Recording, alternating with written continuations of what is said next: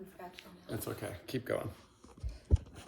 Terry worked with us and gave us some examples of the things that she teaches people and works with our kids. And so we had all of our young people in there listening and watching. And part of that includes how you present yourself, how you stand, your demeanor, the words you use, the way you think about yourself, how you project yourself, and the vibes that you give out.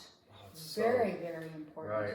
Well, speaking of vibes, this segment here, we're talking about the kinds of kids that we work with and some success stories. So would you mind sharing another, one of your favorite success stories, and then I'll counter with a couple of my own? Well, you know what? I'd rather share a non-success story. Okay. I like to share the story of Emigdia. Oh. Because Emigdia came into the Casa Hogar when she was about 9 years old, 19 years old. And Nancy, this one's dear to my heart too, because she's the one that gave me my nickname. I know it, Coach. So. I know it. She's very, very, very, very special. But Emigdia had suffered some trauma as she was growing up, and she had some socially some social issues that we were trying to help her to overcome. Emigdia was taken out of the Casa Hogar by a family member. And part of the reason she was taken out is because Emigdia decided she wanted a boyfriend. Well, we don't permit that in the Casa Hogar because it kind of leads to negative things at this point. And so Emigdia had this young man that she was in love with. He had a car, and he was telling her how much he loved her, etc. And Emigdia had a problem with her self-esteem. This was the point of this. It's always the common denominator. And wanted to be accepted, wanted to be loved, and had that missing part of her soul. So this young man took her in and had sex with her. And then once he had broken down that first boundary, then he began introducing her to his friends, and he would say different things, and he began introducing her to drugs and the situation. Well, she got pregnant, and then had her baby. I'm going to try and cut this story short. She had her baby, but she had become, without realizing it, part of this cartel, this prostitution ring. And they were using the baby, holding the baby as a leverage over her, that if she didn't do the things that they wanted her to do, they would harm the baby. Wow. And so she only had access to the baby at certain times. She got to the point so frustrated that she decided she was going to try and escape and rescue the baby.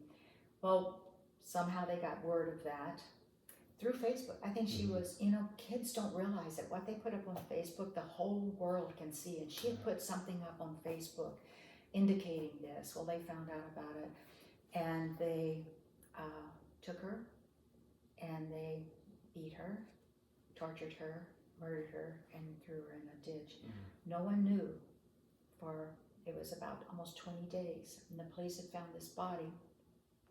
This young woman didn't know who it was, and so they came to us with a picture, because they knew that we took in kids like that, and they asked if we recognized this girl. Of course, we knew immediately. Wow. It was Emigdia, and it was so heartbreaking. But that was one of those situations that trying to get that self-esteem, trying to fill that void that happens of abandonment and a lack of love and affection. Anyway, it was sad. That's like I said, that one really hits close to home to me as well. We've had other situations like that. We've had a young man that was murdered. It was a different kind of thing. He wasn't involved with the cartel after he left the Casa Hogar, but his brother was. So you've got these connections. You have to give these people self-esteem, and to be able to know, these children need to know that they are okay in themselves, and it's okay to stand up and to say no. It's okay to move away from that. Well, I think the TriLove formula, once again, it goes back to that. That goes back to that. And one of the stories I'd like to share, I guess it's a success story, but I think this story could have gone either way. And this was a girl on a volleyball team who was the 10th player. So the 10th player is the player that usually doesn't play a whole lot. And I always tell my coaches, if you can get the 10th player to buy in and be a part of the team, you have a real good chance for success, because we all know all it takes is one bad apple, one bad attitude can bring down the entire team. So this was a player that was the 10th player, and I remember this girl, she was always kind of struggling and kind of sad, and we spent some time talking to her and treating her through the principles of love and trying to build her up and empower her. And like we talked about earlier, we got the team concept, and things went pretty good for this young lady. She never got on the court a whole lot, but she found some happiness. And years later, she emailed me during the summer and she said, "Hey coach, do you remember me? I'm so-and-so, I want to tell you something that happened to me." And I was like, "Well, of course I remember you. Tell me what happened." And turns out she had gotten accepted to an Ivy League school. And she told me, she said, "Coach, everybody's grades are good. It's super competitive." She said, "I didn't get in because of my grades. I got in because my admittance essay was about my experience being the 10th player on a volleyball team, but yet I was made to feel important. I was made to realize my value, even though I wasn't contributing to the team on the court, I still had value and I still had importance to that team. And that's why they picked me to get into this Ivy League school." And of course, that immediately reminded me of what you guys are doing at Casa Hogar in the lives of these kids, getting back to self-esteem. Is you make them feel important, you make them feel valued. So let me ask you this question. Okay. When a little kid comes in who's been laying on the chest of their dead father, I mean, you sense their energy, and I've seen that in their eyes. There is a hurt and an energy there that would have a lot of potential to cause a lot of problems as that young boy goes through life. That's a kid, statistically, that's going to fight, that's going to do drugs. You don't have a whole lot of those problems.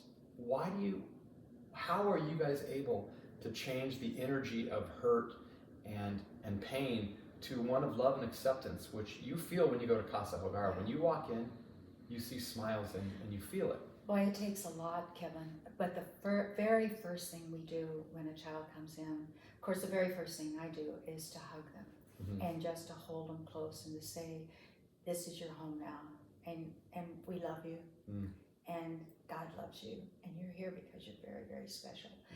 And actually, that makes me kind of tear up thinking about that, because each one that we've brought in, sometimes they resist, sometimes they don't want to be touched even. And if you don't deliver on that, exactly. So that is one of the themes that comes through on ours is unconditional love. We love you. We know you're going to have problems. We know there are going to be things that happen, but we're going to love you, and we're going to give you all the things that you need to make your life. So a success. how do you make sure that the principles of love are followed through on? Because you're not at the children's home every day.